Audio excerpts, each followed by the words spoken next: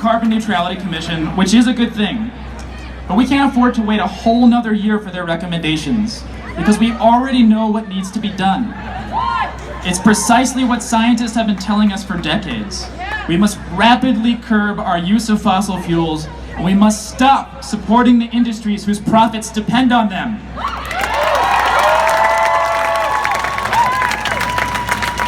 But meanwhile, what has the University of Michigan been doing? Well, here are just a few highlights. Number one, the university administration is spending $80 million to expand our central campus power plant. Is that eyesore over there with the two smokestacks? When construction is finished, we will be burning even more natural gas on campus than we do today. And that infrastructural baggage could lock us into decades of continued fossil fuel use. Number two, the university administration has refused to set an ambitious deadline for carbon neutrality, despite being well aware of the scientific reports from the IPCC, which show that we have less than 11 years to reduce global emissions by half. Number three, the university administration has refused to discuss divesting our $12 billion endowment, of which it is estimated that about $1 billion is invested in the fossil fuel industry. In fact, they are actively increasing those investments. Just in the last fiscal year, the Board of Regents of the University of Michigan sent at least $240 million worth of checks as private equity to the fossil fuel industry. That's right. The University of Michigan is directly bankrolling the destruction of your future.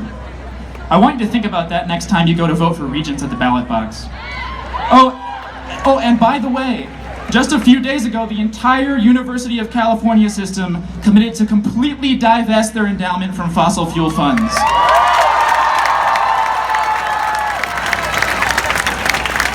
You can guess who's ahead of UM on the best public university rankings list. For the last and perhaps most revolting point, on March 15th, during the last climate strike, the university administration arrested 10 students and community members during a sit-in at President Schlissel's office.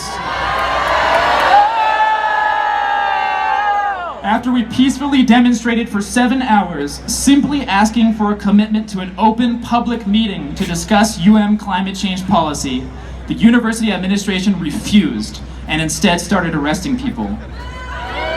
Those individuals are still in and out of courtrooms today, dealing with the legal ramifications of standing up for our future, and the university refuses to drop their charges. Sadly, this is not unique.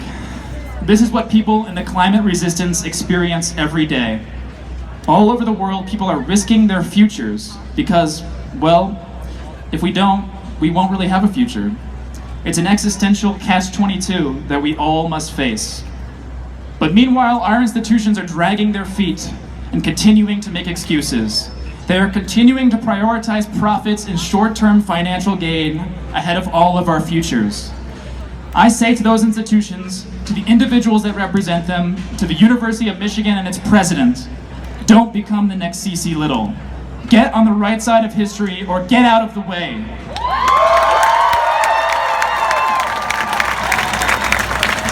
Stop arresting your students and start taking the climate crisis seriously, like the goddamn existential crisis that it is.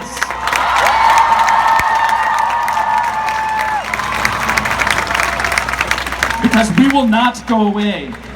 You can arrest us, but we will continue to resist. We will continue to strike, to sit in, and to raise our voices. We will continue to mobilize, because it is only when the multitudes with little power come together that we can overcome the few with the most power. Drop the charges. Thank you.